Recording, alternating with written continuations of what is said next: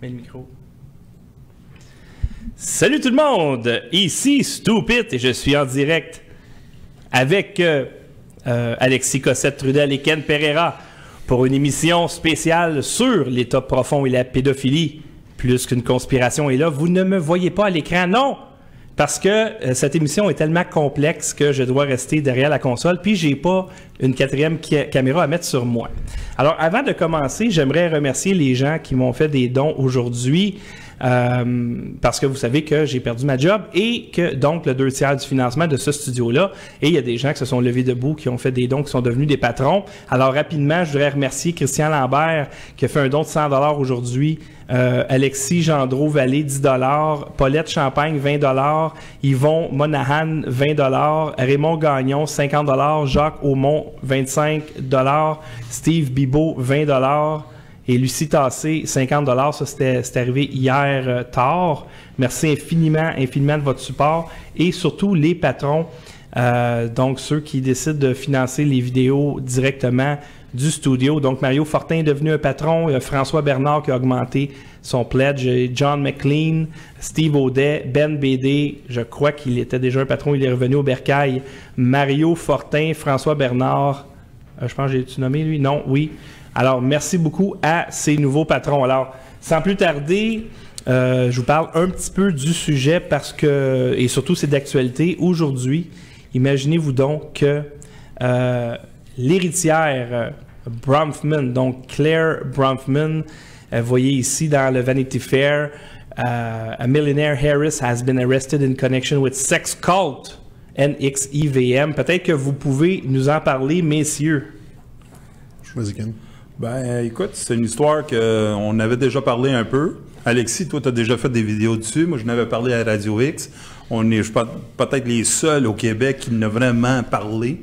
C'est la famille Bronfman, c'est NRS. Il y a une petite sortie qui ne parle pas encore médiatiquement, c'est la traite humaine.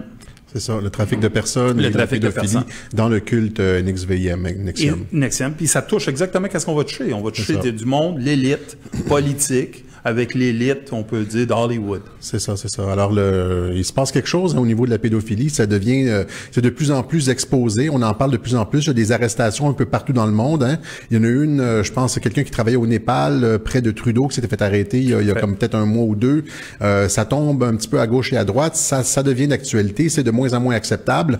On sait qu'il y a des tweets du producteur de Guardians of the Galaxy. James Gunn, c'est ça. Il parlait il a fait plein de blagues de viol de bébés, de sexe avec des enfants. Qu'est-ce qu'on voit? C'est on commence à voir exactement l'Amérique divisée. Avec Trump, qu'est-ce qu'on voit? C'est la pédophilie d'un bord complètement un non-sens. Personne ne veut même n'en parler. Et de l'autre bord, on l'appuie puis on essaie de le mettre mainstream. Exactement. Que là, il y a un problème. Il y a définitivement un problème. Je pense qu'aujourd'hui, on va essayer... Et c'est beaucoup du côté de la gauche, du Parti démocrate. Les élites libérales, comme on dit, là, liberal, les élites à gauche d'Hollywood, aussi beaucoup de personnes autour des Clinton et du Parti démocrate. On va voir ça un petit peu plus tard, là.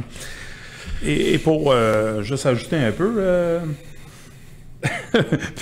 écoute, je t'ai dit qu'on a fait beaucoup de recherches, moi plutôt Alexis, tu sais, je veux dire, on a tellement travaillé là-dessus qu'on aurait pu parler juste de la politique au moins 5 heures chaque. C'est ça. Et dans Hollywood, on aurait pu faire un bon 2 heures, 3 heures facilement. C'est tellement répandu. Mais on se serait perdu. Et ça, on aurait perdu une partie de l'audience, c'est-à-dire à force de sauter d'un cas à un autre, là, on aurait perdu une partie de l'audience. Alors, ce qu'on a voulu faire, c'est restreindre un peu là, les plus gros, voir un peu les plus gros scandales pour que les gens aient une vision d'ensemble. En dedans d'une demi-heure, on va parler un peu de la pédophilie dans les réseaux pédophiles en politique. Hein? On va regarder les grands titres. Hein? Qu'est-ce qui est sorti dans les journaux. Et ce qu'on va faire aussi, c'est qu'on va pas faire trop d'analyse. On va laisser ça pas mal aux gens. Et ici, on veut juste mettre la puce à l'oreille aux auditeurs. On veut que les gens, par la suite, fassent leur propre recherche là-dessus. Alors, on va faire ce que les journaux ne font jamais. Hein? Ça veut dire, on va ramasser ensemble des cas. On va donner comme une vision d'ensemble. Et tu sais, souvent, il y a comme nouvelles qui sortent dans les journaux, quelques nouvelles une année, puis 3 ans plus tard, une autre nouvelle, puis c'est difficile de faire des liens parce qu'on oublie. Nous autres, on va tout colliger ça, on va ramasser ces nouvelles-là ensemble, ça va nous donner un portrait de ce qui se passe avec les réseaux pédophiles en politique et à Hollywood. Et les médias, pour ajouter, les médias sont très intelligents. Qu'est-ce qu'ils font? C'est qu'ils gardent des histoires locales. Ils savent, et pour que se protéger, ils disent, on l'a sorti localement, mais ils l'ont jamais sorti nationalement. Exactement. Qui fait en sorte que ça reste très local et ça joue une fois, maximum 2 fois, et après c'est disparu. C'est ça, ils tuent l'histoire, ils sortent une fois, puis après ça, ils tuent ça, exactement. Puis ils nous empêchent de faire le lien avec l'autre histoire locale d'à côté. Et nous autres, on va essayer de faire le pont. Exactement, voilà. OK, alors, messieurs, c'est vrai, eux autres, ils attendent mon cue. Normalement, j'aurais été dans le milieu de la table. Là, je suis le fantôme. En plus de remercier les gens qui ont contribué financièrement au studio aujourd'hui, évidemment, si vous faites des dons pendant l'émission ou si vous devenez un patron durant l'émission, je vais vous remercier en direct. Mais je vais remercier également mes invités qui sont dans le studio présentement, qui m'ont beaucoup aidé dans mes vacances de camping. Donc, Roch et Annelise, merci infiniment d'une part de votre aide. On a passé 2 belles journées ensemble et vous nous faites l'honneur d'être présents dans le studio ce soir. Merci infiniment d'être là. Alors, ce soir, Alexis va plus se concentrer sur le volet pédophilie et politique et Ken plus pédophilie et Hollywood. Et je vais te laisser commencer, Alexis, avec le premier sujet, le Westminster. Oui, c'est ça. Donc, ça s'appelle le scandale de pédophilie de Westminster. On a, je pense, une image là-dessus. C'est bien connu, hein. Ça a été, c'est documenté sur Wikipédia. Ça a été gigantesque en Angleterre dans les années 80 et même 90. Et ça n'a pas fini de faire des remous, de faire des secousses. Ça s'est répercuté jusque dans les années 2014. Hein. Theresa May, qui à l'époque était ministre de l'Intérieur, en a parlé elle aussi. Ça ne s'est jamais vraiment arrêté. Alors le scandale de pédophilie de Westminster, hein, c'est un scandale qui a secoué le gouvernement Thatcher, mais ce n'était pas juste des Tories. Là, il y avait du Labour, puis il y avait des Tories. C'était tout le monde. C'est-à-dire que ce qu'on a appris, c'est qu'il y a une grosse partie du gouvernement qui était impliquée dans un réseau pédophile gouvernemental de grande échelle. Alors, ça a commencé tout ça lorsqu'il y a des députés qui ont accumulé des informations sur les pédophiles au sein du gouvernement Thatcher et ailleurs dans l'administration gouvernementale. Ils ont compilé des dossiers. Il y a un dossier qui a été remis à un journaliste et il y a un autre dossier qui a été remis par un député au ministère de l'Intérieur et au ministère de la Justice. Alors, ce qui était démontré dans ces dossiers-là, et c'était preuve à l'appui, c'était très bien appuyé, c'est-à-dire qu'il y avait des membres de la famille royale britannique, des ministres, des juges, des membres des services de sécurité, des membres du clergé, une grosse partie de la haute administration anglaise là, qui était impliquée dans un réseau de pédophilie. Et c'était beaucoup plus que de la pédophilie, hein. C'était de la pédophilie et des meurtres d'enfants. Hein, c'est pas moi qui l'invente, c'est dans les journaux, c'est disponible, vous pouvez faire vous-même vos propres recherches, le scandale de pédophilie de Westminster. Et c'est incroyable que tu n'en parles, oui. Et on le sait, et encore, on va l'ajouter, on va le dire, c'est quelque chose qui est resté très, très local. Ici, oui. En Amérique du Nord, on n'a pas entendu parler. On n'a presque pas entendu parler. Voilà, c'est ça. Alors que la reine est la souveraine au Canada. Tout à fait. On aurait dû en entendre parler, mais ça nous aurait peut-être fait réagir contre la monarchie britannique, contre le gouvernement en Angleterre. Alors, ça a été gardé, je veux dire, passablement sous silence ici au Canada. Et ce qui s'est passé, c'est ça, c'est que les dossiers ont été amenés, des dossiers bien étoffés, hein, ont été amenés au ministère de l'Intérieur, au ministère de la Justice, et ça a été évidemment tabletté. Hein, ils ont rien fait là-dessus. Et quand les personnes qui étaient impliquées là-dedans, je ne sais pas qui étaient impliquées, mais les personnes qui voulaient savoir où en étaient rendues les enquêtes, etc., quand ils ont, je veux dire, demandé un suivi, ils se sont rendus compte que les dossiers avaient disparu. Hein, tous les dossiers sur les pédophiles, le réseau avait complètement disparu des archives anglaises. Hein? Alors, c'est ce qu'on appelle, c'est un cover-up. Hein, c'est-à-dire, on a tenté d'étouffer l'affaire complètement. Le gouvernement a tenté d'étouffer l'affaire complètement. Et là, on se dit, normalement, on pense, si on va voir les policiers avec des informations compromettantes sur, mettons, un ministre ou un premier ministre, comme pensons ici au Québec, là, pensez-vous que ça va réellement se rendre ou non, ça va être étouffé? Il va y avoir des manœuvres politiques pour étouffer l'affaire et c'est exactement ce qui s'est passé en Angleterre. Et qu'est-ce qu'on peut ajouter un peu à ton histoire? C'est que le BBC, c'est comme le Radio-Canada de l'Angleterre. C'est ça. Elle avait de l'information. Puis elle, le quatrième pouvoir qu'on peut dire, qu'est-ce qu'elle a fait? Elle l'a étouffé aussi. Elle a mis la pression sur certains journalistes pour taire l'affaire. Taire l'histoire. Qui fait en sorte, qui démontre clairement que quand il y a une histoire de cette ampleur-là, le pouvoir qui est en place, voilà. La Sainte Trinité. Il y a de la collusion en haut, là. Il y a de la collusion en haut entre les médias, la police, les politiciens. Ils sont... parce que pour beaucoup d'entre eux, sont impliqués. Hein, c'est ça que les documents montraient. Oui. C'est-à-dire qu'il y avait des personnes dans l'armée, dans la police, il y avait des juges qui étaient impliqués là-dedans. Alors tout ce monde-là se protège et je veux dire, ce qui est paradoxal, c'est que les criminels qui sont en haut, c'est eux qui ont les leviers du pouvoir. Alors on accuse ceux qui ont le pouvoir et donc ils ont le pouvoir de faire taire cette affaire-là. C'est ça qui est difficile à accepter. Entre autres, mais en fait ça, les enquêteurs qui avaient étudié le dossier, les gens à Scotland Yard qui avaient étudié le dossier, avaient affirmé en fait que les accusations qui étaient présentes dans ces dossiers-là étaient crédibles et véridiques. Hein? Alors, c'est pas juste comme un dossier, un ramassis de n'importe quoi qu'on tablette et puis qu'on... C'est pas Robert Ludlum. Auquel on donne pas suite. Scotland Yard avait planché là-dessus et avait finalement dit que les allégations étaient crédibles et véridiques. C'est juste que je veux dire, ça attaquait des personnes puissantes, ça attaquait une partie du gouvernement anglais. Alors, ici, je peux pas m'empêcher de faire un lien avec Pizzagate. Hein? C'est ce qui est sorti il y a 2 ans. Pizzagate, durant la campagne électorale aux États-Unis, on a accusé, hein, il y avait des informations qui sortaient en fait à travers les courriels de John Podesta, où est-ce que qui tentait de démontrer que le même genre de mécanisme et de réseau était présent aux États-Unis. Et comme en Angleterre, l'affaire a été étouffée et c'est devenu un complot, une conspiracy theory immédiatement. Et n'importe qui a l'audace de n'en parler est automatiquement mis de côté. Oui, étiqueté tinfoil head, conspirationniste. Alors qu'il y a rien dans cette histoire-là de Pizzagate qui a été démenti. Hein? On avait les images, on avait les tweets, les courriels, tout était vérifiable dans cette histoire de Pizzagate. WikiLeaks, qu'est-ce que c'est incroyable de cette histoire-là, c'est même si tu n'es pas, tu crois pas dans l'histoire, qu'est-ce qui est important, c'est de voir certains emails de John Podesta qui fait en sorte qu'il demande viens te baigner parce qu'on a 4 invités ou c'est des enfants.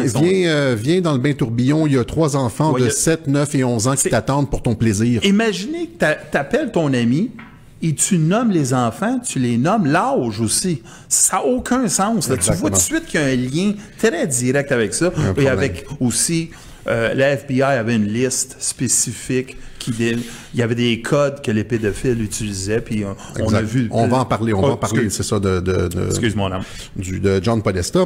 Et voilà, et donc, mais c'est pas juste ça, ça s'arrête pas là. Hein. Il y a aussi, on va parler aussi de Jimmy Savile en Angleterre. Hein, tu connais le cas de Jimmy Savile. Incroyable. Jimmy Savile, ça a été un icône de la BBC, hein, qui était reconnu partout en Angleterre. Il y avait une émission qui s'appelait Jimmy Will Fix It. Hein, il a travaillé pendant des décennies à la BBC. Et quand il est mort en 2011, eh bien, les gens ont commencé ils avaient moins peur, ils ont commencé à parler. Et là, les rumeurs étaient toujours là. Il y avait des rumeurs depuis longtemps, c'est ça. Mais là, les gens ont commencé à parler pour de vrai et on a commencé à les écouter un petit peu plus. Avant, on étouffait ça et là, on a commencé à les écouter. Et ce qu'on a appris, et ça a été vérifié par la suite, c'est que Jimmy Savile, cette icône de la BBC, pensons à une icône de Radio-Canada. Hein, faut pas utiliser un nom. On va pas utiliser un nom spécifique, mais pensons. Disons Bobino. C'est quelque chose, tu sais, comme c'était une icône de la BBC. Bobino, l'allure? Non, je veux garder Bobino. OK. Ouais, c'est ça. Mais pas de nom, puis. Non, c'est ça, mais c'est parce qu'on une émission pour enfants bien en vue à la BBC. je pense que Jimmy... C'est pour ça que j'essaie. C'est pour ça que ouais, mais Bobino, je veux pas penser à ça. Moi, c'est bon. Je veux garder ça... moi aussi, je l'aimais beaucoup. Ouais, c'est ça. Alors, j'essayais pas de faire le lien. Non, c'est ça. Je veux pas mélanger les deux dans ma tête. Bobinette, peut-être, mais pas Bobino. OK, Bobinette. Alors, c'est ça. On a appris qu'il avait agressé sexuellement 500 personnes, des enfants, des petites filles. Un malade mental. Un malade mental, littéralement un psychopathe, quelqu'un dont certaines des personnes qui étaient autour de lui disaient qu'il avait un problème de personnalité multiple. Hein? C'est-à-dire qu'il était capable d'être très sérieux et très formel et tout d'un coup disjoncter la seconde d'après.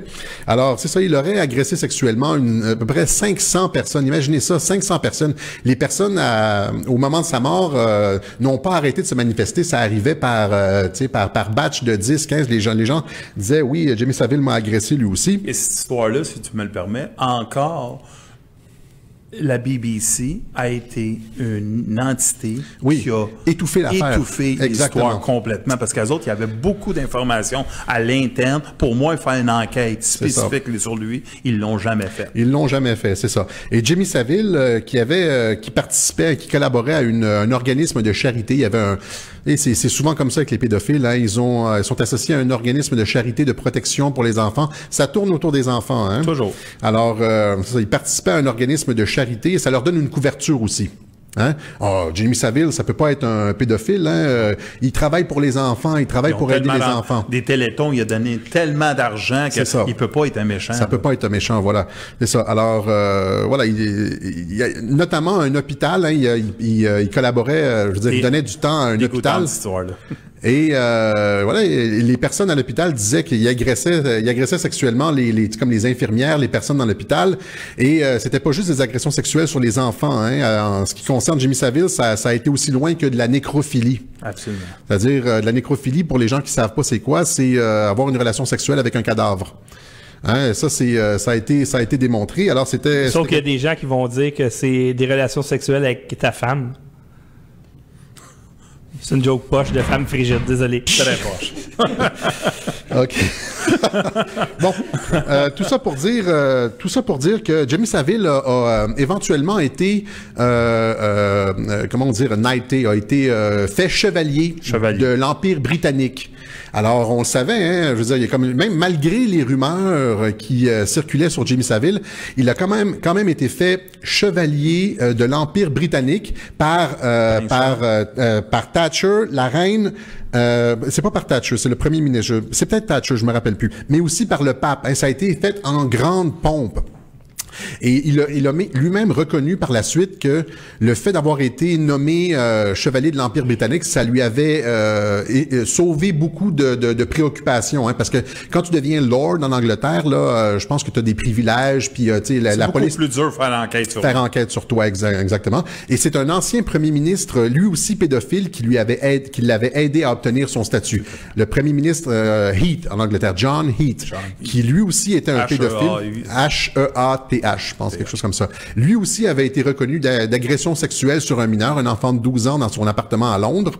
Et il avait aidé Jimmy Savile à obtenir le statut de chevalier de l'Empire britannique pour justement éviter une partie des enquêtes. Alors imaginez la corruption dans quel marais, dans quel milieu putride on baigne ici. Voilà, donc ça c'est pour Jimmy Savile. Jimmy Savile, et on va terminer là-dessus. Jimmy Savile qui était le grand ami du prince Charles. Hein, un confident. Un confident, c'est ça. Prince Charles demandait beaucoup d'opinions. Il demandait son conseil. Il était souvent. Et c'est là où je me questionne. Tu sais, il n'y a pas de preuve. Il n'y a pas de preuve, mais cet homme-là avait une rumeur qui circulait autour de lui. Ouais. On le regarde, il ressemble à un fou. Et là, j'invite les gens à aller sur Internet et aller taper Jimmy Savile, puis regarder les photos. On a fait un petit montage, mais il y a des photos qui sont absolument épeurantes hein, sur Internet. Oh, définitivement. On le voit aussi avec le prince Charles, le grand ami dans la voiture, sous le parapluie, à la chasse. C'était... alors, c'est ça, il y a rien qui... En anglais, c'était une sorte de facilitateur. Oui, c'est ça. Oui, bon. C'est de la royauté. Il comprenait pas que sa fortune... qu'il a fait en 1970, quand il était 10 jockey, il a continué d'agrandir. Il a fait des dizaines de millions de dollars, une fortune incroyable sur la base de rien. D'où venait son argent, on le sait pas. Mais on peut rien alléguer. On a dit ce soir qu'on n'allait pas faire, qu'on n'allait pas alléguer, qu'on n'allait pas essayer de faire des liens trop étirés. Mais tout ça pour dire que ce personnage totalement étrange, hein, qui soulevait les interrogations. Hein, quand il allait visiter le prince Charles, son comportement était, comment je pourrais dire, suspicieux. Hein, un peu comme les gens s'en plaignaient. Il y avait des comportements inadéquats en public. Un peu comme Salvaire, sans faire le lien là, mais on a dit que Salvaire partout au nom de la comédie, il sortait un de ses membres ou whatever. Ouais, lui c'était différent. Lui il lichait les mains. Il lichait les mains dans la famille royale. Oui, tout à fait. Les assistantes du prince Charles se faisaient lécher les bras, puis tout ça c'était tout à fait correct. Ça, toute sa sortie, c'était tout documenté. Ça a juste sorti après sa mort. Là, on parle, c'est ça, on parle de choses documentées. On n'est pas dans la spéculation. Il y a plein de coupures de journaux. Vous les voyez probablement à l'écran. Là, André en produit quelques-unes. Faites des recherches sur Internet. C'est un des plus gros scandales. Après le Westminster, c'est dans le domaine public. C'est dans le domaine public. Et c'est ça. C'est une personne qui a violé, qui a agressé sexuellement 500 jeunes filles et garçons et qui était engagé dans les actes de nécrophilie, etc., qui était le grand ami du prince Charles. Voilà. Alors, tout ça nous amène, c'est ça, à Buckingham Palace. Hein, Buckingham Palace. Et il y a beaucoup de ces enquêtes-là, hein, quand la police a tenté de remonter les filiales des réseaux pédophiles, ça les a amenés directement à Buckingham Palace. OK? Et là, des enquêteurs qui ont travaillé sur le dossier ont dit que, rendus à Buckingham Palace, les enquêtes ont été éteintes, ont été arrêtées, ont été bloquées. Pour quelles raisons? Pour des raisons de sécurité nationale. Pour des raisons de sécurité nationale. Imaginez ce que ça veut dire.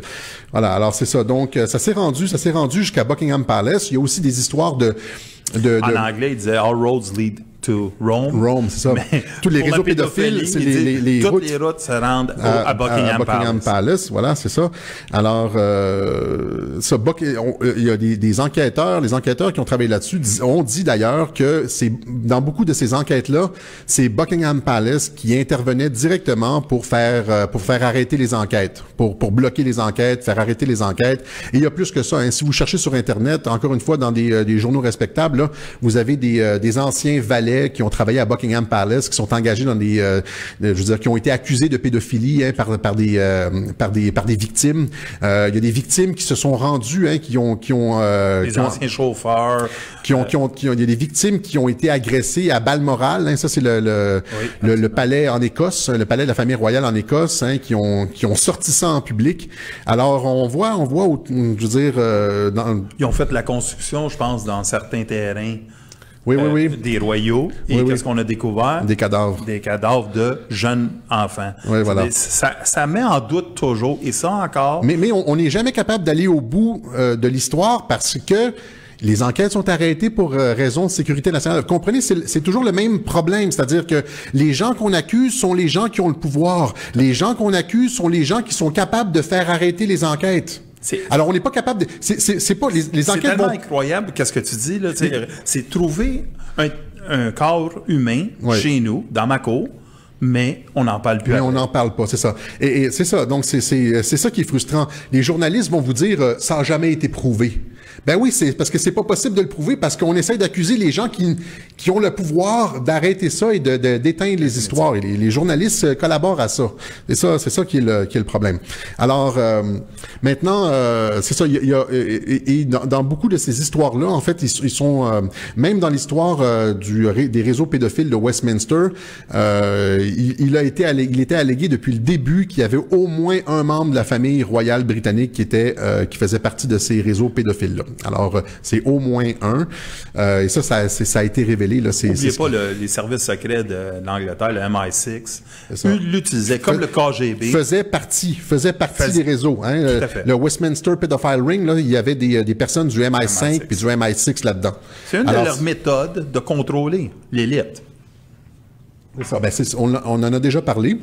C'est-à-dire que les réseaux secrets, les réseaux de renseignement, le Deep State veut contrôler les politiciens. Une bonne façon de contrôler les politiciens, c'est d'avoir en poste des personnes qui sont compromises, qu'on peut faire chanter, qu'on peut manipuler, auquel on peut dire si tu fais pas ça, ça va sortir dans ton comportement étrange qu'on a filmé, va sortir dans les journaux demain. Le film qui est sorti, Red Sparrow, qui est sorti sur on peut dire des prostituées russes, qui étaient des espionnes.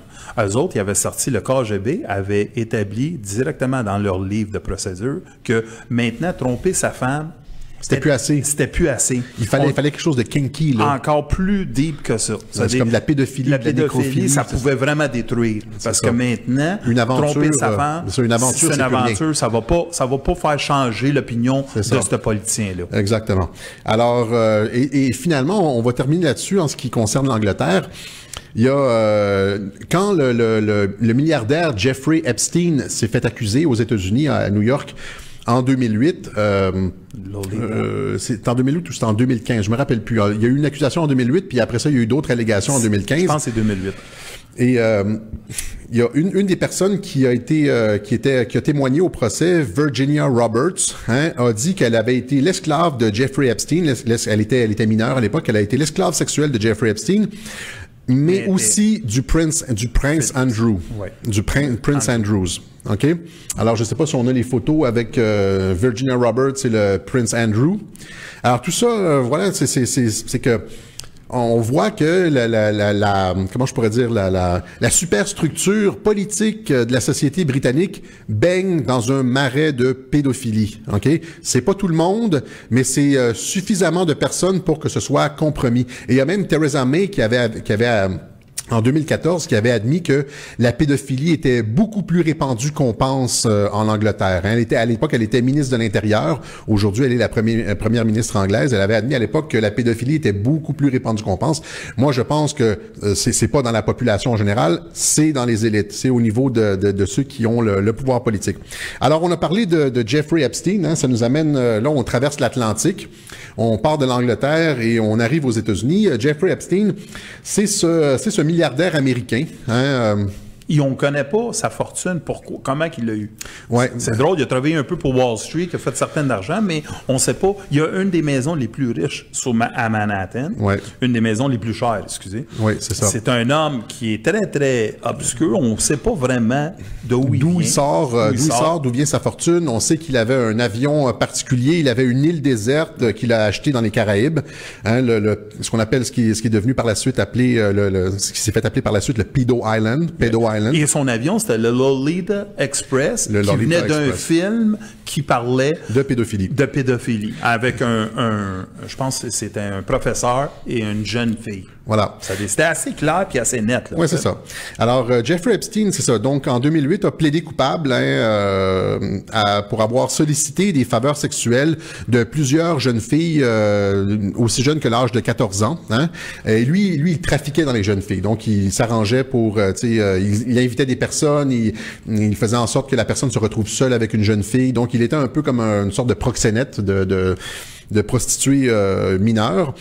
Et donc, il a fait du temps en prison pour ça. Et c'est là qu'on a appris justement tous les détails du Lolita Express.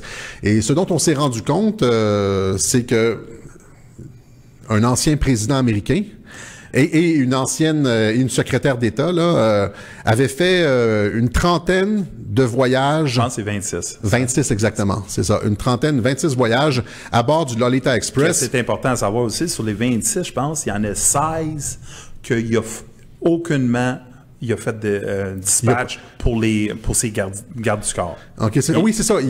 C'est-à-dire que Bill Clinton, on parle de Bill Clinton, si on ne l'a pas nommé, là. Bill Clinton, quand il embarquait à bord du Lolita Express, se débarrassait de son groupe de sécurité. Il allait seul à bord de l'avion. Absolument. Et ce qu'on sait de cet avion-là, c'est que entre New York et les Bahamas, c'est son île sur le Pedo Island. Il se passait des choses dans l'avion. C'est sorti lors du procès. Hein. C'est là qu'il offrait des services de jeunes femmes mineures ou de jeunes garçons mineurs à ses hôtes. Et Bill Clinton, dans l'espace d'1 an et demi ou 2 ans, j'ai fait 26 vols à bord du Lolita Express. Encore une fois, on n'a pas de photos, là. Et son deal, il est tellement bon, je sais pas si tu vas en parler, mais son deal était tellement bon qu'il faisait 8 heures en prison, puis il sortait le même jour. Ah ouais, ouais, c'est ça. C'est assez incroyable pour un homme qui a violé, qui a été reconnu. Un proxénète de mineur, oui, c'est ça. Il sortait, là, je pense qu'il allait dormir en prison. Oui, puis il partait, puis il a été reconnu coupable comme proxénète, comme tu dis. Ouais. Mais il y avait un dossier juste sur son île et pas à New York. C'est ça, c'est ça.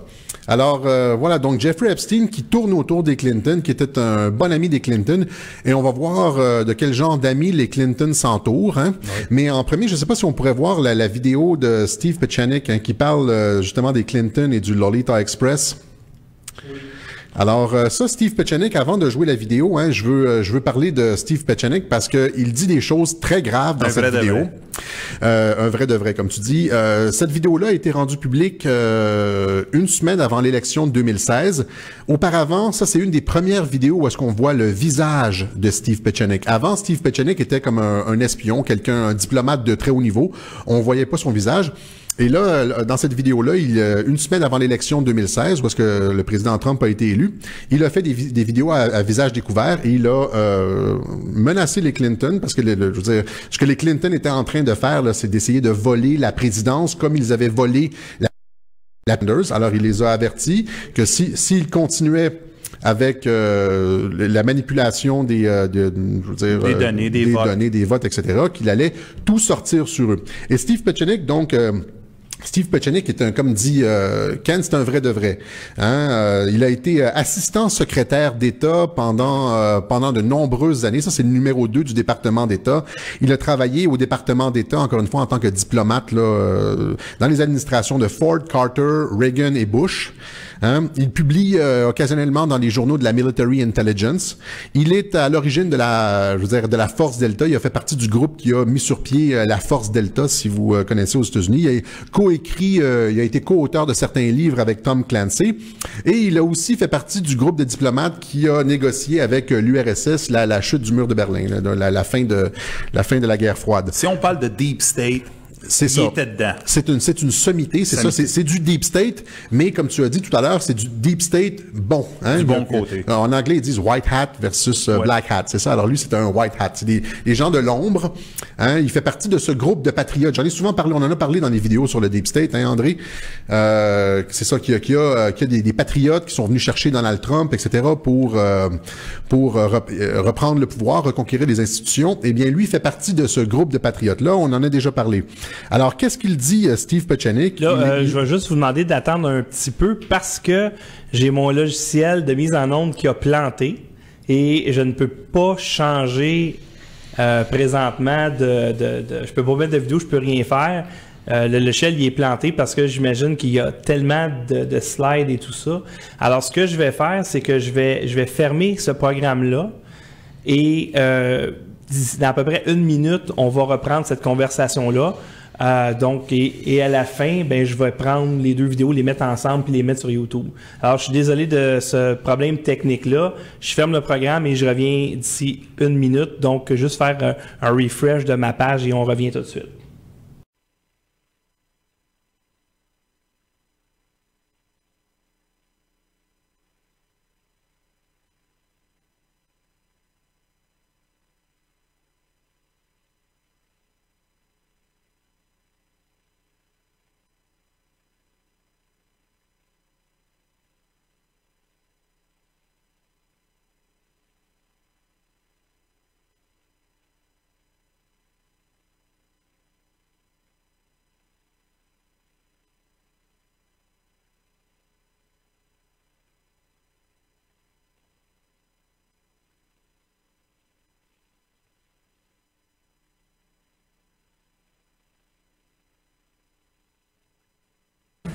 Salut tout le monde, alors on est de retour, je suis désolé de ce problème technique, c'est la première fois que ça m'arrive ce problème-là, c'est que cet ordinateur était trop loadé. J'en profite pendant qu'on recommence pour remercier. J'ai reçu un don de Patrick Bourgoin, 20 $. Et je pense que j'ai un nouveau patron également. J'ai Pascal Saint-Pierre qui a augmenté son pledge sur Patreon et Sébastien d'Amboise qui vient de devenir un nouveau patron. Alors, juste pour vous rappeler que si vous voulez supporter financièrement ce studio, et je vous recommande fortement, vous savez que j'ai perdu ma job, alors vous pouvez le faire des dons PayPal, paypal.me/stupid ou devenir un patron au patreon.com/stupid. Cette semaine, je vais essayer de faire une vidéo pour vous montrer comment faire pour devenir un patron, parce que des fois, c'est compliqué. Et j'accepte également les bitcoins. La description, en fait, le code bitcoin, c'est nouveau pour moi. Et dans la description, alors, Alexis, on devait faire jouer la vidéo d'un monsieur qui s'appelle Steve Pieczenik, dont j'ai parlé un peu plus tôt. Les gens qui ont suivi, je ne vais pas refaire son CV, là, c'est une éminence du département d'État, numéro 2 du département d'État américain. Il a été de tous les combats, il a négocié la fin de la guerre froide avec l'URSS, coécrit des livres avec Tom Clancy, publie dans des journaux de la Military Intelligence. Mr. Deep State. C'est ça, c'est le Deep State, mais du côté positif. Il fait partie du groupe de patriotes qui sont venus chercher Donald Trump pour justement reconquérir les institutions démocratiques américaines. Alors, si on peut écouter son vidéo. I've just talked to you about the ongoing coup and counter-coup that is being initiated by the Clintons on the one hand and counter-coup by the FBI, the New York Police Department, and other branches of our intelligence community. The important part to remember is also that not all the information has come out with regards to Weiner and his sexting to a 15-year-old North Carolina teenager. The real issue underlying a lot of Bill Clinton's nefarious activities as well as Hillary Clinton's sexual activities is the fact that we know that both of them have been a major part and participant of what's called the Lolita Express, which is a plane owned by Mr. Jeff Epstein, a wealthy multimillionaire who flies down to the Bahamas and allows Bill Clinton and Hillary to engage in sex with minors. That is called pedophilia. And as a result of the excellent work that the New York Police Department does in tracking pedophiliacs, they also have a record of both Hillary, Bill, and other people associated with the Clintons with regard to pedophilia. So not only will she be charged with obstruction of justice, with lying to a prosecutor in the FBI, she will also be charged with pedophilia, sex with minors, and other assorted issues. Bill might be brought up again on certain charges because those charges still relate to American crime and prosecutorial issues. But I do want to inform you that we are well aware in the intelligence community of their activities that hasn't stopped. And we're not talking about one trip to the Bahamas. We're talking about a multiple of 20 or 30 trips that Bill and Hillary did take separately and together on the Lolita Express to engage in sexual activities with minors. I hope you continue to listen to what we have to say. This is Dr. Steve Pieczenik, and I will keep on informing you as to what is happening in this second American Revolution that we are witnessing in 2016. Thank you, Mr. and Mrs. America.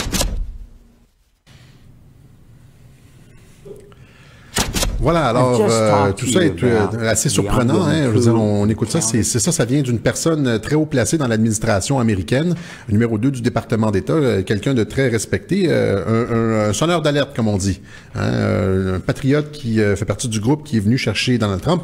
Là, on va accélérer un peu la cadence parce que je suis en train de bouffer tout le temps de Ken et Ken me fait des signes d'impatience. C'est pas vrai. C'est pas vrai.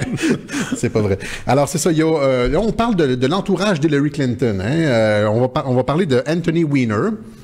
Anthony Weiner qui s'est fait attraper en 2016, je pense, hein, encore une fois dans une histoire de pédophilie.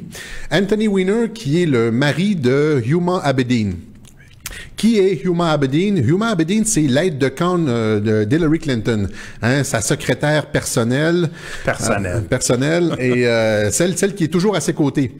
Huma Abedin est mariée à Anthony Weiner, qui a été, je pense, sénateur de l'État de New York, ou je pense que c'est sénateur de l'État de New York, gouverneur ou sénateur, je me rappelle plus. Je pense qu'il y allait pour le poste de gouverneur. OK. Donc, il y a eu une fonction, il y a eu une fonction dans l'État de New York assez élevée, et il s'est fait attraper en 2016 pendant la campagne électorale à sexter une jeune fille de 14-15 ans, et la police est débarquée chez lui et a saisi son ordinateur portable. Et sur son ordinateur portable, il y avait énormément de pornographie juvénile. Et il y avait aussi un dossier qui s'appelle Insurance File, hein, qui était nommé Insurance File, donc le dossier qui est comme une police d'assurance, une garantie, sur lequel apparemment, ce qu'on dit, ce que des personnes crédibles disent, c'est qu'il y a une vidéo d'Hillary Clinton avec Huma engagée dans des actions non descriptibles à cette heure-ci de la soirée. Alors, et c'est qui a parlé ça, qui a révélé ça? Il y a plusieurs personnes qui en ont parlé, mais il y a notamment Eric Prince de Blackwater, qui dans une entrevue radiophonique à Breitbart, lui est bien connecté, Eric Prince, hein, lui aussi fait partie de ce groupe de patriotes qui est venu chercher Donald Trump, a dit que les enquêteurs qui avaient regardé cette vidéo, les enquêteurs du NYPD, ils ont vomi, il y en a une couple. Ils ont des enquêteurs chevronnés étaient partis à pleurer en voyant cette vidéo-là, et le directeur de la police du NYPD a dit que il fallait que ça sorte. Hein. Il y a eu des pressions au NYPD pour sortir la vidéo durant la campagne pour montrer le vrai visage d'Hillary. Finalement, ça n'a pas été fait. C'est Loretta Lynch, hein, la ministre de la Justice d'Obama, qui a dit au NYPD encore une fois d'étouffer l'affaire, comme en Angleterre. Hein. Loretta Lynch, pour le monde qui ne la connaissent pas, c'est elle qui a eu le petit meeting spécial en avion qui a rencontré Bill Clinton. Sur le tarmac, c'est ça. Alors c'est Loretta Lynch qui a encore une fois étouffé l'affaire, parce que là, c'est ça qui est le paradoxe, c'est qu'on n'est pas capable d'accuser des personnes haut placées parce qu'ils ont le pouvoir d'éteindre les affaires. C'est complètement... c'est le même pattern qu'en Angleterre. Qu'en Angleterre, voilà, c'est ça. Alors, voilà, et le directeur de la police de l'État du NYPD avait dit qu'on ne pouvait pas tolérer ce niveau this level of evil go unpunished, hein, ce niveau de méchanceté, de mal, le mal de continuer comme ça. Et ça, il parlait de la vidéo d'Hillary Clinton. OK? Alors, ça, c'est pour Anthony Weiner. Donc, on voit un peu qui tourne autour d'Hillary Clinton. C'est Epstein, c'est Weiner. Il y a des personnes qui se joignent à sa campagne. Là, on va passer au prochain. Un certain Joel Davis. Joel Davis qui a été paradoxalement nominé pour son nom a été donné pour le prix Nobel de la paix. Il pilote lui aussi incroyablement une fondation contre les violences sexuelles. Hein. Ça tourne toujours autour. C'est le pattern. Hein. Ils ont des îles comme Claire Bronfman, hein, des îles secrètes. Ils ont des fondations de protection des enfants. C'est le paradoxe. Hein.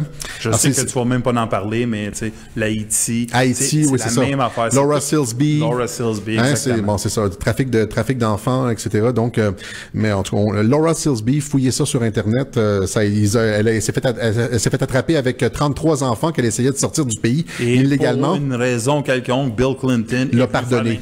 C'est ça. Interférence. C'est ça. Il a éteint l'affaire, encore une fois. Qu'ils font, voilà. Alors, on n'arrive jamais au fond des choses parce qu'ils n'arrêtent pas d'éteindre les enquêtes et les histoires. Et encore, pour que le monde comprenne, la seule personne qui en parle aujourd'hui, ici au Québec, depuis toutes ces histoires-là, on peut dire au moins 5 ans, 5 ans et demi, oui. Tu la sors condensée, parce qu'on essaie de sauver un peu de temps, là, oui. Mais c'est toi. Voilà. Merci. Il n'y a personne qui en sort. Il y a toi aussi qui en a parlé. T'en as parlé toi aussi. Moi, j'en parle, mais je veux dire, je te parle là à ce moment, un premier podcast vraiment là, concentré, assez. Et en passant, je suis en bonne santé et je ne suis pas suicidaire. Oui. Je veux pas que tu sois parti du body count. Voilà. Donc, Joel Davis, qui avait une fondation qui a été nommée prix Nobel, qui a travaillé aussi pour la campagne d'Hillary Clinton, paradoxalement, hein, qui se ressemble, s'assemble. Oui. Et lui vient de se faire arrêter. On en parle parce que c'est tout récent. S'est fait arrêter le mois dernier.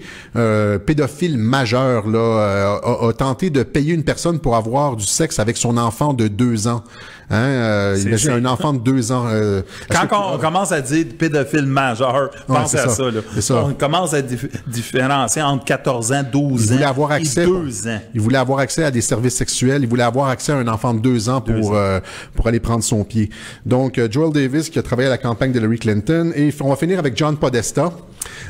John Podesta qui a été le chef de cabinet de Bill Clinton. Tu parles pas de la première? Ça arrive avec Podesta. Okay.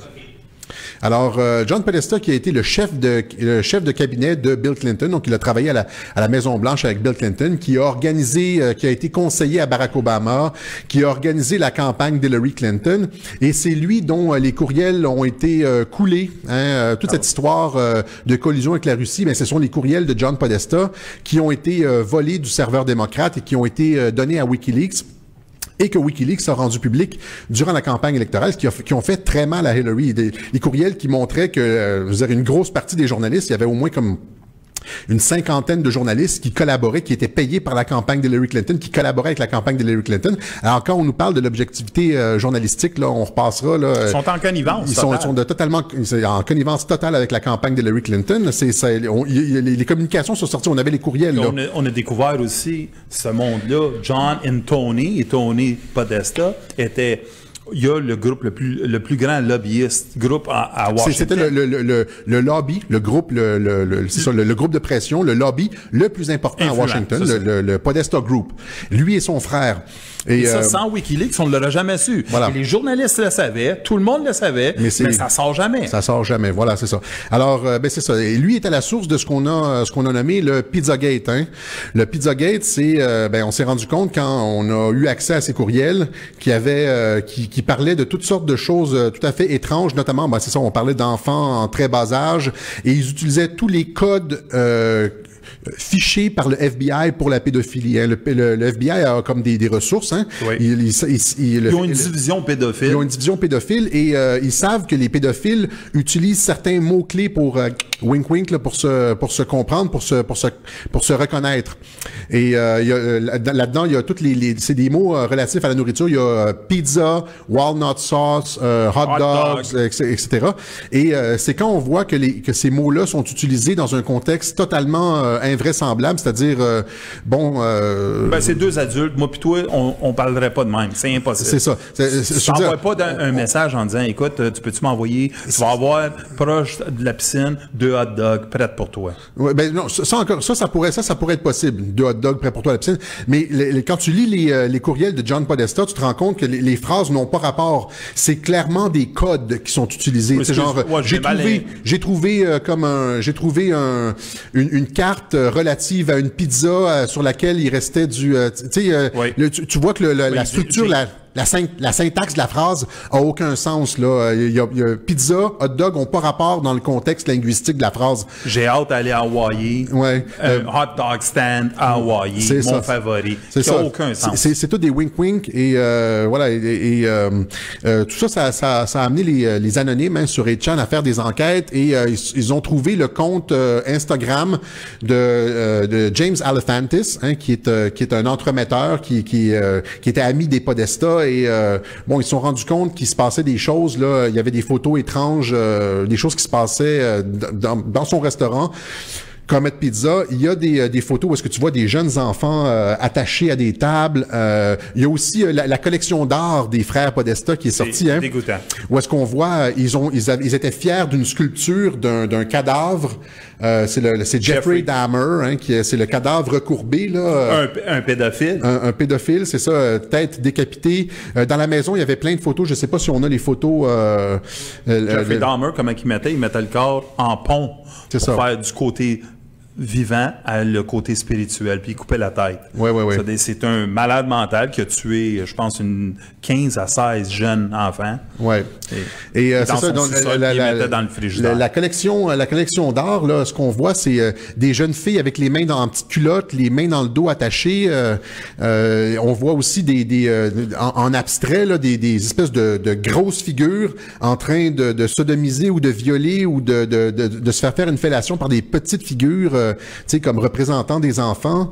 Et ces gens-là exposaient ça chez eux. Oubliez pas, là, Tony et John Podesta, c'est du monde on peut dire, de l'élite de Washington. C'est ça. Qui Ils sont à Maison-Blanche. Ils sont à Maison-Blanche, exactement. Mais il était lobbyiste, Tony. Et imaginez aller dans sa maison, puis voir ces cadres-là. C'est ça. Tout de suite, là, ça donne une image immédiatement d'un homme.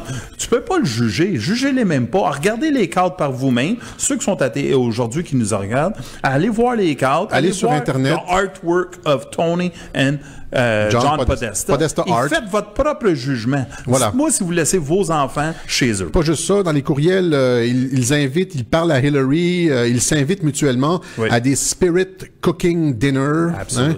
Les Spirit Cooking Dinner, c'est des espèces de soupers rituels. Marina Abramovich, avec la grande prêtresse, la sorcière d'Hollywood et de Washington, où est-ce qu'on utilise, c'est des soupers rituels, où est-ce qu'on fait semblant de tuer quelqu'un, de manger un cadavre, où est-ce qu'on utilise du sang et de la semence pour créer des œuvres d'art. Alors, c'est totalement décadent. Et qu'est-ce qu'elle disait, elle, Marina, que quand tu le faisais devant 100 personnes, c'est de l'art. C'est de l'art. Mais si tu le fais chez vous, c'est un rituel. C'est ça. Et il participait à ces rituels-là. Et il y a des courriels où est-ce que Hillary dit amène-moi mon marteau, j'ai hâte à la prochaine nuit de sacrifice. Oui. Incroyable. Ça, c'est des courriels d'Hillary Clinton. Imaginez si Donald Trump ou n'importe qui autre avait des courriels ou des emails de même. Alors, c'est ça. Donc, finalement, moi, je termine là-dessus. Je termine avec Podesta. Ce qu'on a sorti, ce qui est sorti avec WikiLeaks, les courriels de John Podesta, c'est que ces gens-là sont impliqués dans eux aussi, probablement, dans des réseaux qui ressemble, en tout cas, ça ressemble pour beaucoup à ce qui se passe en Angleterre. Encore une fois, c'est les élites qui sont mélangées à des sortes de rituels, de réseaux. Ça implique des enfants et tout ça pue. Et regardez tous les gens qui sont autour d'Hillary Clinton. Joel Davis, Anthony Weiner, Jeffrey Epstein, John Podesta. Pensez... Il y en a tellement. Il y en a tellement. On les a coupés. Il y a John Hastert. On aurait pu parler de John Hastert, le speaker. The Franklin cover-up. Je veux dire, ça n'arrête pas. Ça n'arrête pas. Plus qu'on creuse, plus qu'on voit des corps. Alors, ce qu'on remarque, c'est qu'aux États-Unis, en tout cas, pour le moins, et c'est les républicains aussi, c'est pas juste les démocrates, il y a des républicains qui sont impliqués là-dedans. Définitivement. Mais on remarque qu'aux États-Unis, en tout cas autour d'Hillary Clinton, il y a comme un certain nombre. Il y a une équipe, il y a des réseaux, il y a comme des choses, en tout cas, qui sont vraiment dont on n'entend jamais parler. Et ça reflète un peu ce qu'on a vu, ce qui se passait en Angleterre. Et là, donc, Maria Abramovich, là, je te passe le bâton, Ken, parce que Maria Abramovich, elle n'est pas seulement que la grande prêtresse à Washington avec les élites politiques, dans ces soupers rituels où est-ce qu'on fait semblant de manger des cadavres et d'utiliser du sang, tout ça. Elle opère aussi à Hollywood. Absolument. Puis merci beaucoup de me donner Maria, parce que c'est le pont parfait pour aller vers Hollywood. Désolé de briser votre pont, mesdames et messieurs, mais je dois remercier Gérald Ménard qui vient de faire un don au studio de 20$ et Étienne Jean 30$, sans oublier Patrick Bourgoin 20$. Merci beaucoup à vous. Et donc, je vous rappelle que si vous voulez faire un don au studio, et là, c'est le bon moment. Vous pouvez le faire par PayPal à paypal.me/stupid ou patreon.com/stupid pour devenir un patron.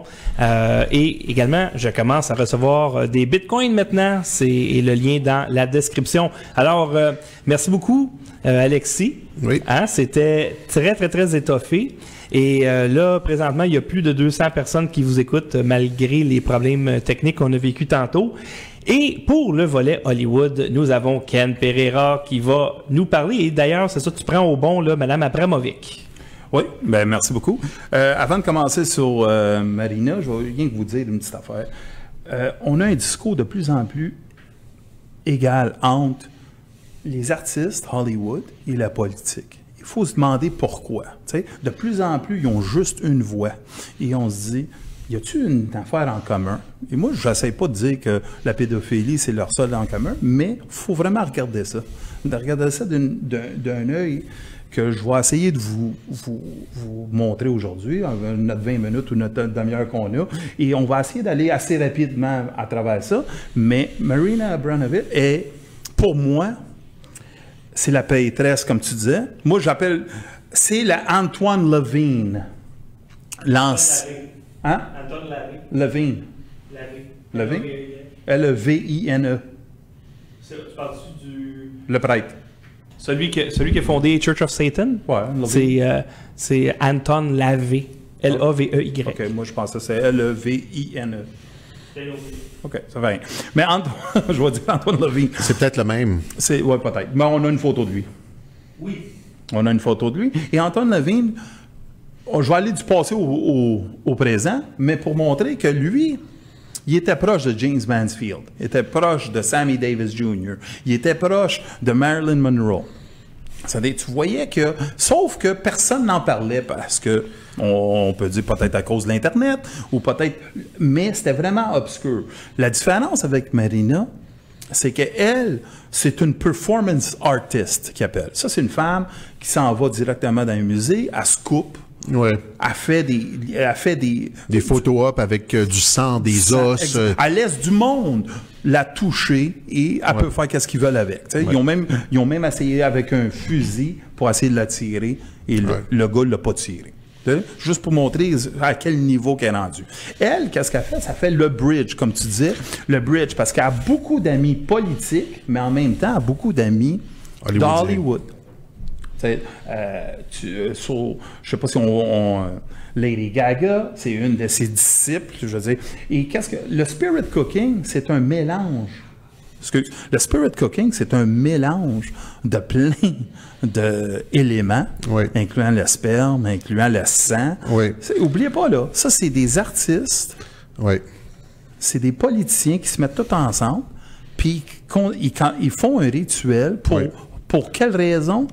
Je ne le sais pas. Mais ils mimiquent du cannibalisme aussi. Oui, tout à fait. Ils font des corps humains en gâteau, puis ils coupent, puis ils mangent. Et ça, on le sait que c'est devant 200, 300 personnes. N'oubliez pas ce que je vous ai dit.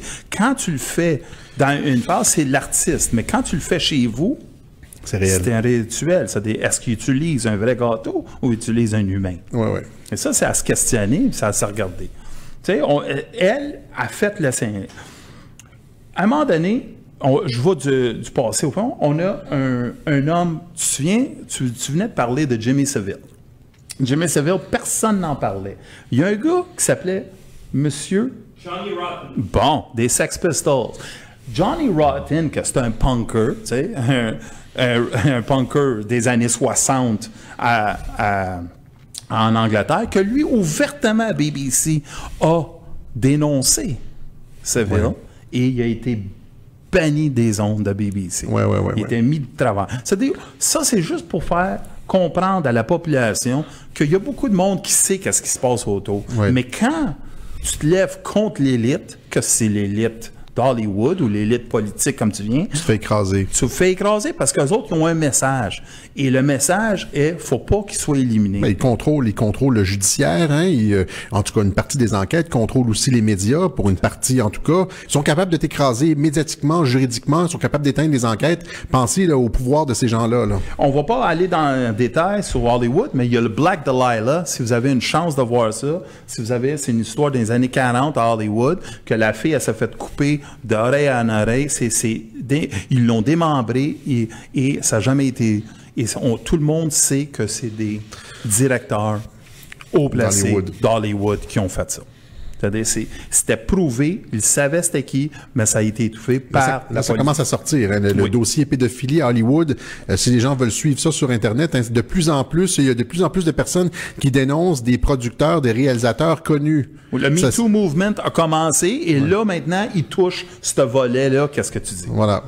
On va parler un peu de Kevin Spacey. T'as-tu le vidéo? C'était un peu drôle, qu'est-ce que je vais vous montrer, parce que Kevin Spacey est un grand acteur. C'est un homme que personne n'avait de doute, sauf que tout le monde savait qu'est-ce qui se passait. Et qu'est-ce que c'est assez incroyable, c'est qu'on va faire un petit... oui, s'il vous plaît, Family Guy. $10 Family Guy. $8 and I'll do it. Fine. Le vidéo est pas long. I escaped from Kevin Spacey's basement. Help me. Le vidéo est 19 secondes à peu près. Fini. Bon, excuse, nous autres, on le voit pas. Et c'est simple et clair, c'est que Stewie, le petit bébé, lui, il court dans la chambre d'Aja tout nu, puis il dit, s'il vous plaît, libérez-moi de Kevin Spacey. J'étais dans sa cave. C'est des inside jokes. Que ils se font des clins d'œil entre eux. Des wink-wink, comme tu as dit. C'est exactement pour démontrer. Le même producteur de Family Guy a déjà dit aux Oscars, quand il y en a une qui a gagné, une actrice qui a gagné meilleure actrice, il a dit, écoute, là maintenant, tu n'as plus besoin d'être rire aux jokes à Harvey Weinstein. Vous comprenez? C'est-à-dire, tout le monde le sait. C'est ça le plus gros problème de Hollywood, comme la politique. Tout le monde le sait. Et c'est une manière de dire, est-ce que tu vas aller être au prochain niveau? C'est ça. Elijah Wood, je ne sais pas si tu as la photo d'Elijah Wood. Elijah Wood. Frodon dans Le Seigneur des Anneaux. Là, exactement. Un acteur, pas un B-actor, quelqu'un. Et lui, ouvertement, a commencé à dénoncer qu'est-ce qu'on parle aujourd'hui. Il l'a dénoncé et immédiatement, il a été obligé de se rétracter. Parce qu'il y a eu une certaine pression qui a été mise sur lui, immédiatement.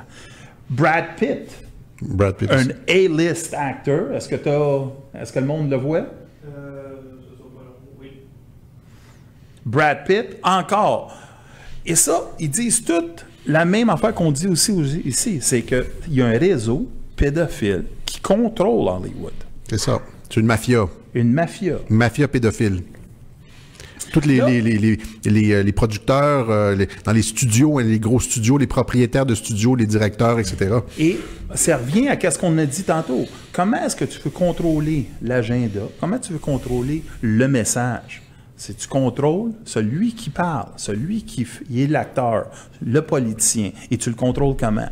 Ben, peut-être tu peux te regarder un peu à la pédophilie, parce que c'est une vraie bonne manière de détruire la carrière de quelqu'un. C'est ça, il faut qu'ils se compromettent. Il faut que les acteurs, s'ils veulent avancer, il faut qu'ils se compromettent. Il faut qu'ils fassent des choses compromettantes. Hein? Puis après ça, ils sont facilement contrôlables. C'est pour ça que par la suite, les acteurs, souvent, tu les vois, ils sont tous allés au micro taper sur Donald Trump. Tout à fait, tout à fait. Ils ont le même message. Ils ont tous le même message, ils sont tous contrôlés. Hein, Hollywood, tout le monde le savait qu'ils sont un peu plus de la gauche. Ça, tout le monde va accepter ça, puis tout le monde le sait. Mais là, c'est une gauche complètement ridicule qu'ils pensent même plus. Ils sont obligés de dire ça. Tout le monde aimait Hillary Clinton. Tout le monde l'aimait. C'était la fin du monde. Elle, tu sais, moi, j'avais entendu George Clooney dire qu'il faut sortir l'argent de la politique, mais il venait de faire un souper à 200 000 $ la tête. Ouais. Est-ce que tu as l'autre headline? Ben, c'est headlines, c'est pour démontrer un peu les messages qui se passent pour prôner la pédophilie en Hollywood. Et ça vient de toutes les... On peut dire des acteurs. C'est des messages assez... Oui. C'est là. Et ça démontre vraiment la vision d'Hollywood, qui essaye de mettre pédophilie mainstream. Oui, c'est de plus en plus, on voit, c'est ça, un mainstreaming de la pédophilie. Ça se passe dans les revues comme le Nouvel Observateur, le New York Times.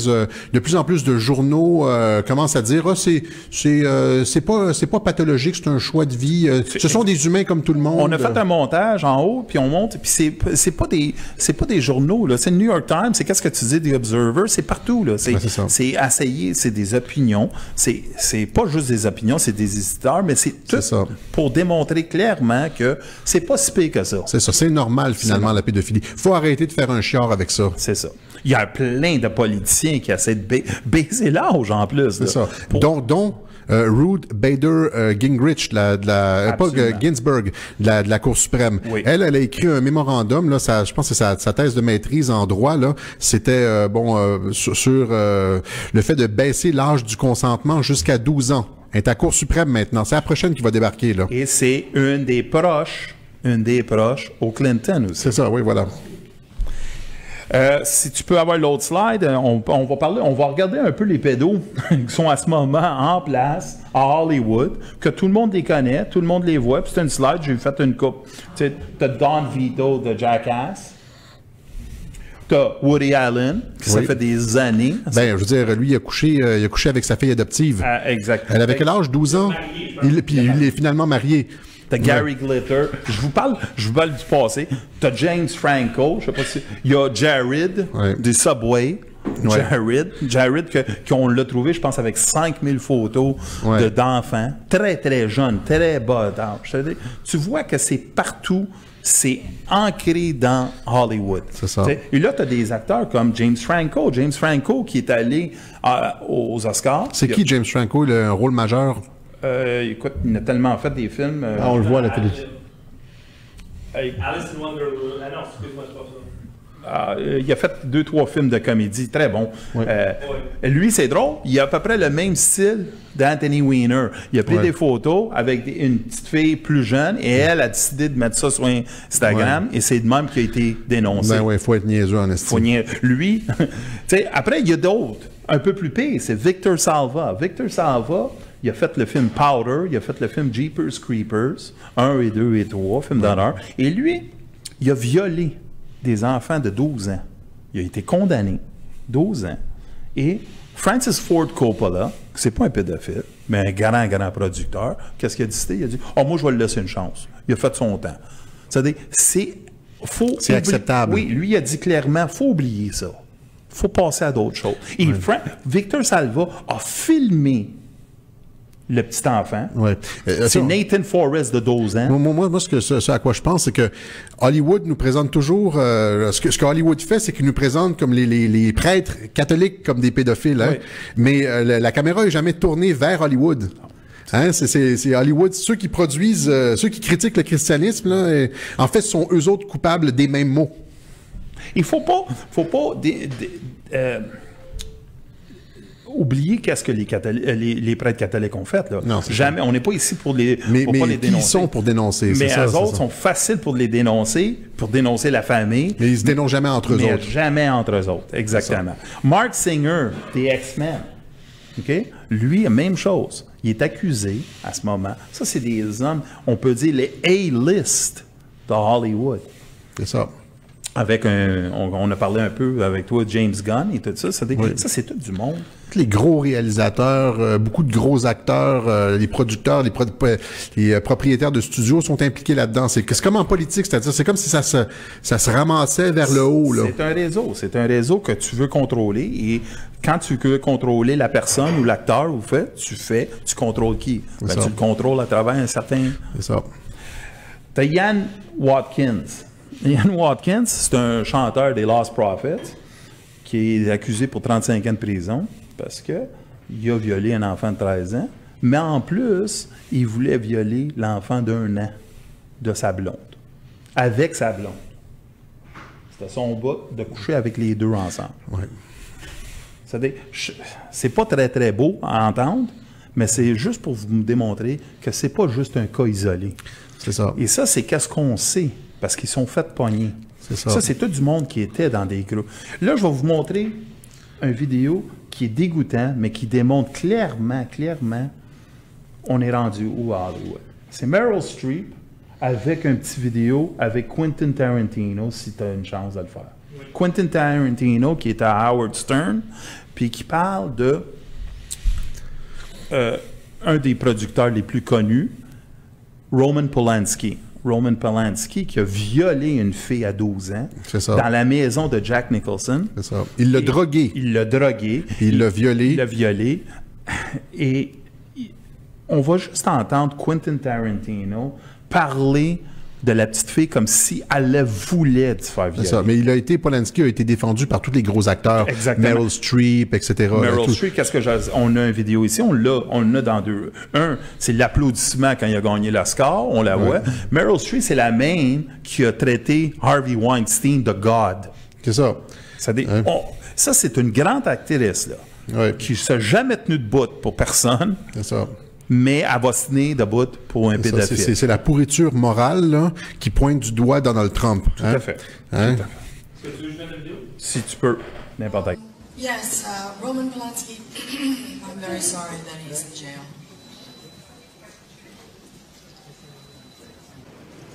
Goes for Roman Polanski, for the pianist.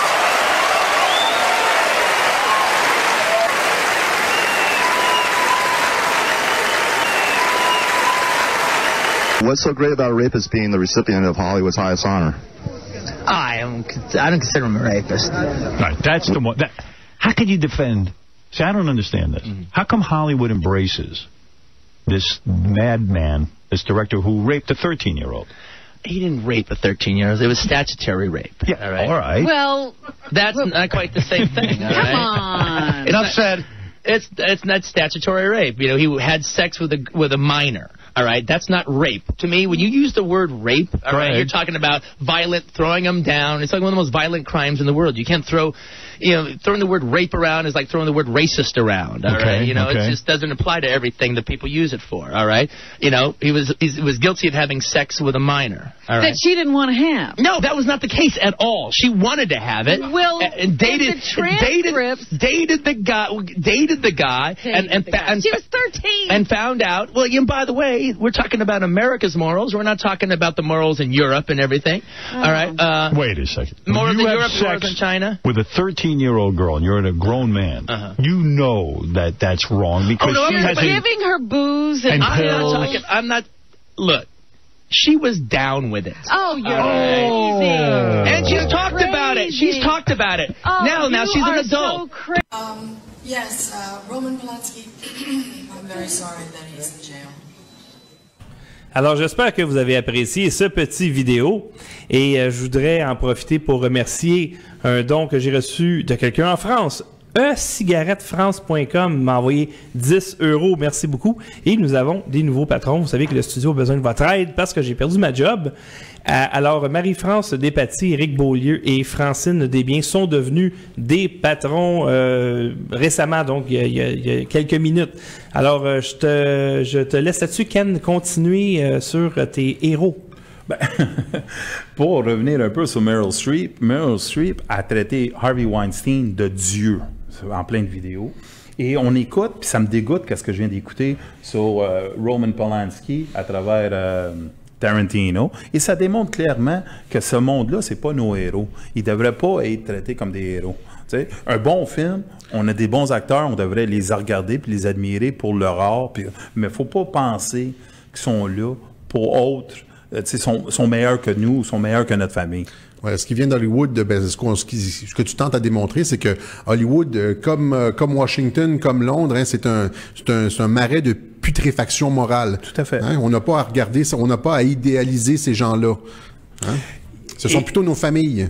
Définitivement. Et puis Hollywood veut détruire la famille. Veut détruire la famille. L'agenda d'Hollywood, c'est détruire la famille, détruire la religion. C'est correct. Et moi, j'ai aucun problème avec ça. Mais au moins, le monde. Moi, j'ai un problème avec ça. Non, moi, j'en ai pas un problème de dire que faites-les, mais avouez-les que vous le faites. Ouais, c'est Les ça. autres, il faut dire non, ils non, font ça de façon sournoise. Sournoise, OK? Ouais. On voit de plus en plus. Regarde, peut-être on dit ça, mais il n'y a plus d'hommes comme héros maintenant. Là, je veux dire, Hollywood a tassé ça. Et comme je vous ai dit, ou je l'ai démontré, de plus en plus, on essaye de mettre pédophilie en mainstream. Ouais, qui démontre. Normalisé. Ouais. Une autre affaire, si tu es capable de voir des vieux vidéos de Willy Wonka, ça va réveiller un peu le monde parce que Willy Wonka, c'est un vieux film. Et si vous me le permettez, veux-tu que je fasse jouer je vais faire jouer l'extrait puis tu le commentes? Ben, qu'est-ce que je veux juste commenter? Ouais, vas-y. Fais-les jouer. I got a plum. Grandpa, this banana's fantastic. It tastes so real. Try some more. The strawberries taste like strawberries. The snozberries taste like snozberries. Snozberries? Who ever heard of a snozberry? We are the music makers. And we are the dreamers of dreams. Charlie, don't forget what happened to the boy who got everything he ever wanted. What? He lived happily ever after. But he did have to earn it. Hint, hint. Do it, Charlie! I'm not going back to that 4-person bed! Hell, I'll do it if you want! No, it has to be a child! On est de retour. Willy Wonka, pour que le monde comprenne, c'est... On a une petite parodie ici en Family Guy, mais...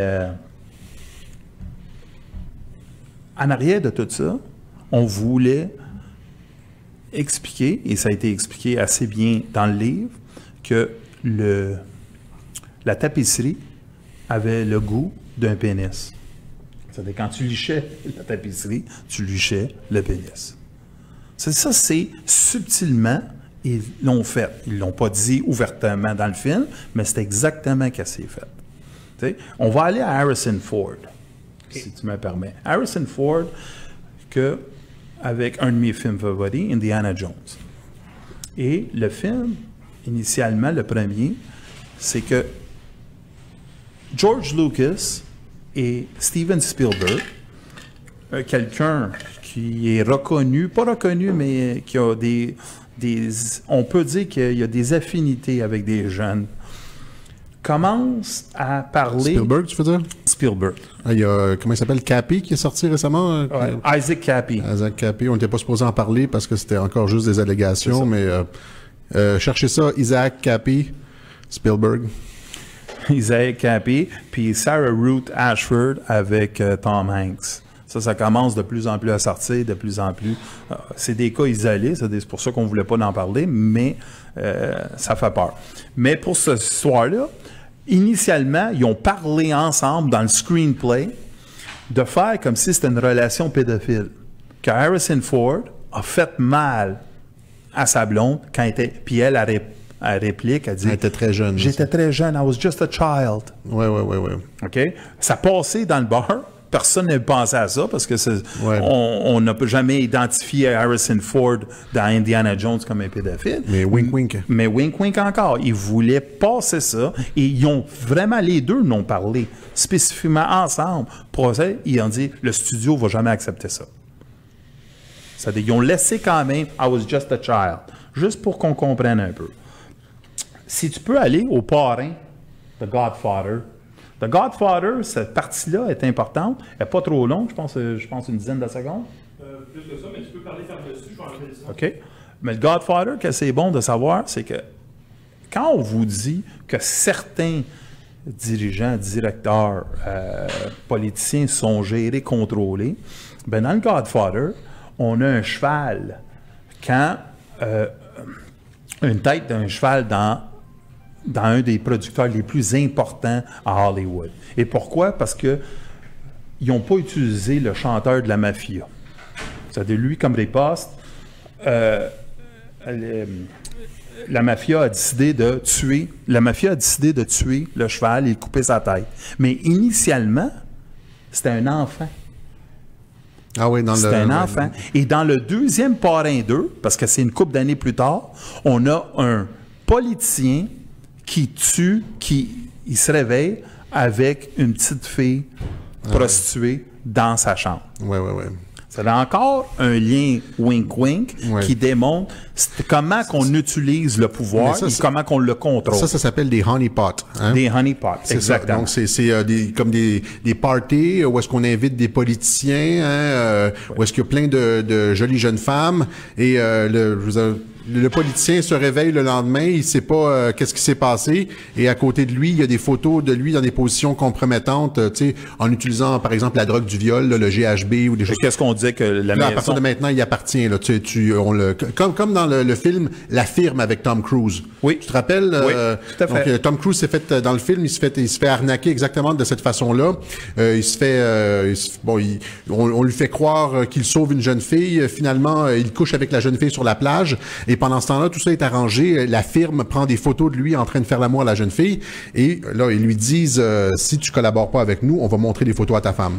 Et c'est comme ça qu'on procède souvent, là. Tout à fait. Et Epstein, on a dit que sa maison était pleine de caméras. Exactement. Et là, tout à coup, pour que tout le monde le sache, qu'est-ce qui est arrivé? Sa maison a brûlé au complet. Hein? Oui, puis il a défait aussi les souterrains dans son île. Exactement. Il a fait démolir les souterrains dans son île. Tu peux aller aux vidéos de Robert Mueller avec, pas le vidéo, mais la photo de Robert Mueller qui deal avec Jeffrey Epstein. Mon héros. Votre héros. Tu l'as dit? Oui. Et ça, c'est assez incroyable pour démontrer que le FBI, l'homme d'honneur, Robert Mueller, l'homme d'honneur, utilisait un pédophile notoire comme informateur. Oui. Et on avait fait quelque chose ensemble, je ne l'avais pas découvert, et je ne l'avais pas découvert, puis là, aujourd'hui, je la sors, mais on la regarde très bien, et c'est directement. C'est-à-dire, tu te vois, et ça n'a jamais sorti. Les gens ne sont pas au courant. Les gens ne savent pas qui les dirige. C'est qui. On a 24 heures de nouvelles, des CNN qui passent. Et ça, c'est ils vont nous parler de Justin Bieber et de la nouvelle recette de Stormy Ricardo. Daniels, 24 heures sur 24. Mais les choses essentielles, le dur, là, c'est juste au studio qu'on en parle. On en avait parlé un peu avant, mais tu peux mettre aussi Tony Podesta. Oui. Tony Podesta, qu'est-ce qu'on voit? C'est la décadence totale d'un homme avec la richesse qu'il a, avoir de l'art chez eux de ce style-là. Et moi, ça me dégoûte quand je vois ça. T'sais. Et tu vois, sont complètement compromis. Ils sont tellement riches qu'ils n'ont pas peur de démontrer qu'ils sont rendus là. Mais c'est même pas, Ken, c'est même pas la richesse, hein? C'est l'impunité. Ouais, c'est-à-dire qu'ils savent que la police va pas aller après eux autres. Ils peuvent faire ça presque de façon ouverte. Ils le font, exactement. Exactement. C'est pour démontrer à tout le monde, je suis au-dessus de la loi. Je suis au-dessus de la loi. Et ça, c'est ce que le Deep State vend. Ouais. Le Deep State contrôle avec, comme on disait tout à l'heure, des honeypots en ayant des histoires compromettantes sur les gens. Mais en échange, il dit, si tu collabores avec nous autres, tu peux faire ce que tu veux. Tu seras pas embêté par la justice. Le Deep State vend l'impunité. Écoute, t'as exactement qu'est-ce qu'on pense exactement de la même manière. Je veux dire, eux autres, qu'est-ce que ça? T'es rendu à ce niveau-là, inquiète-toi pas, tu peux faire qu'est-ce que tu veux. Mais tu nous écoutes. Tu nous écoutes. C'est la seule affaire. T'as signé avec du sang. C'est ça. T'as vendu signé ton ton âme. Certificat avec le diable. T'as exactement. vendu ton âme. Si tu veux, on peut parler un peu de WikiLeaks. Oui. Huma. Et Huma, sur WikiLeaks, ce que c'est important, c'est juste voir un peu. Je pense que tu en avais parlé un peu, mais c'était de démontrer un peu Huma qui parle à Hillary Clinton.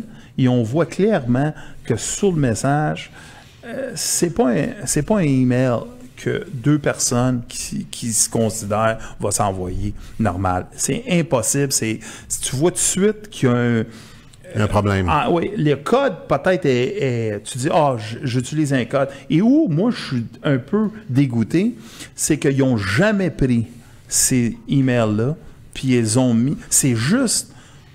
Les journalistes n'en ont jamais parlé? Non, c'est juste les internautes qui ont pris ça, puis ont commencé à... Est-ce que tu me permets que je lise le courriel? Ben oui. Alors, c'est un courriel de Hillary Clinton à Huma Abedin, et on a vu tantôt que c'était la femme de... Anthony Weiner. Anthony Weiner. C'est l'aide de camp d'Hillary, hein? Oui. Et elle dit... Je vais essayer de traduire en même temps. Huma, s'il vous plaît, amène le marteau et le jouet... Que j'aime utiliser à la Comet Night. Puis Comet Night, on comprend que c'est un... Comet Pizza, là, c'est le Pizza Gate. Comet Pizza. Comet Pizza. Également, si tu as le temps, va au bureau et prends mon inhalateur. Peut-être parce qu'elle est asthmatique. Asthmatique, oui. Rien ne fait battre mon cœur comme une soirée de sacrifice. Voilà.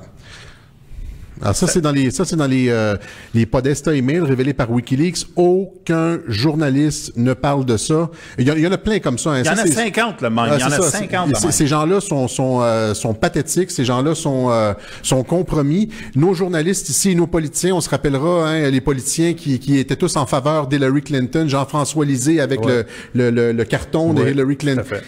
Comment ça se fait qu'on n'entend pas parler de ces choses-là? Où sont les journalistes?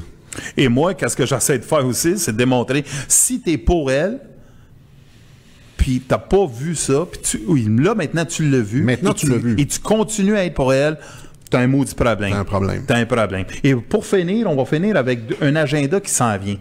OK? Elsa Gate, là, il y a eu Pizza Gate, il y a Elsa Gate, il y a Ice Cream Gate, que peu de personnes connaissent. Mais ceux qui ont des enfants à bas âge, faites attention à Elsa Gate, E-L-S-A, qui fait en sorte, c'est que c'est des anciens cartoons, Spider-Man, n'importe quoi, et ils changent la voix, ils font des gestes dégradants avec des anciens cartoons. C'est ça, ils prennent des personnalités comme des personnages Spider-Man, etc. Ils font des vidéos YouTube avec ça qui ont l'air d'être des vidéos pour enfants. Fait que c'est quand les parents passent à côté de l'ordinateur ou à côté de la télévision, ils voient leurs enfants devant des Spider-Man, des affaires comme ça. Mais en fait, dans le vidéo, à un moment donné, ils vont se pogner, plein de gestes de pédophilie. Plein de gestes de pédophilie. Et oubliez pas, derrière ça, c'est des grosses boîtes C'est ça. De Hollywood. Fait que l'objectif, c'est quoi ici, Ken? C'est de pervertir la jeunesse. Hitler disait, donne-moi une génération avant et je vais t'avoir le monde. Les jésuites aussi disaient ça. Bon, mais c'est exactement ça. Et pour finir, si tu peux, je vais vous finir avec une vidéo, c'est une annonce. C'est Ice Cream Gate. C'est une annonce pour moi très dégoûtante, mais c'est juste pour vous montrer jusqu'à où la perversité, si ça se dit bien, on est rendu où. Écoutez, honnêtement, là, je vais vous faire jouer. Ça a l'air que c'est une publicité, OK, qui a vraiment joué. Est-ce que ça a joué à la télé ou juste sur le web? Ça joue aux États-Unis, ça jouait localement. Okay. Ça jouait pas toujours partout, mais ça a été retiré. Mais je vous dis, là, il y a pas un seul publiciste le moindrement brillant qui va faire une pub de même. Vous allez de la misère à dormir ce soir, alors je fais jouer ça puis on revient. When you eat little baby's ice cream, you'll wink and nod and hug and high-five each other with great enthusiasm. This is a special time. Little baby's ice cream. Ice cream is a feeling.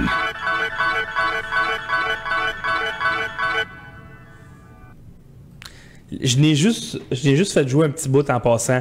La personne, tout en blanc, qui se mange la crème glacée sur la tête, là, ce bout-là dure à peu près 1 minute. Moi, je l'ai coupé pour que vous ayez l'idée, mais ça n'a pas d'esti d'allure. Ben, écoute, c'est la perversité. Il essaie de toucher, casser les boundaries, les clôtures. Il essaie de pousser ça à l'extrême. Sexualiser les enfants. Sexualiser les enfants au maximum. Et là, tu dis... Et c'est Hollywood. Et Hollywood a aucune leçon à nous donner. Zéro. Et certainement pas les politiciens. Et c'est pour ça qu'on a besoin. Et moi, je pense de plus en plus ces shows-là démontrent qu'est-ce qui nous gère. Faites attention. Moi, c'est ça que j'ai à dire aux parents, là. Faites attention à ce que vous laissez vos enfants regarder.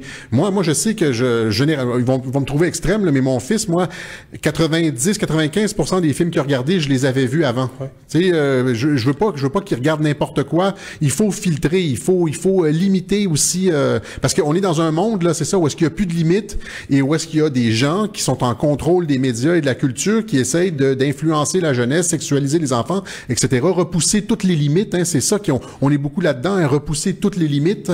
Hein, dès qu'il y a une limite, c'est autoritaire et c'est pas bon.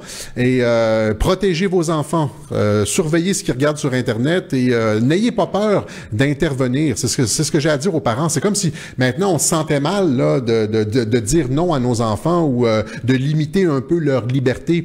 Il faut le faire.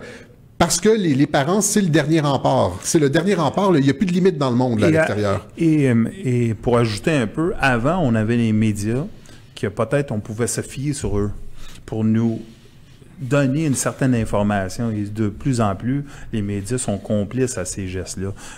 La politique, pour moi, est corrompue de A à Z.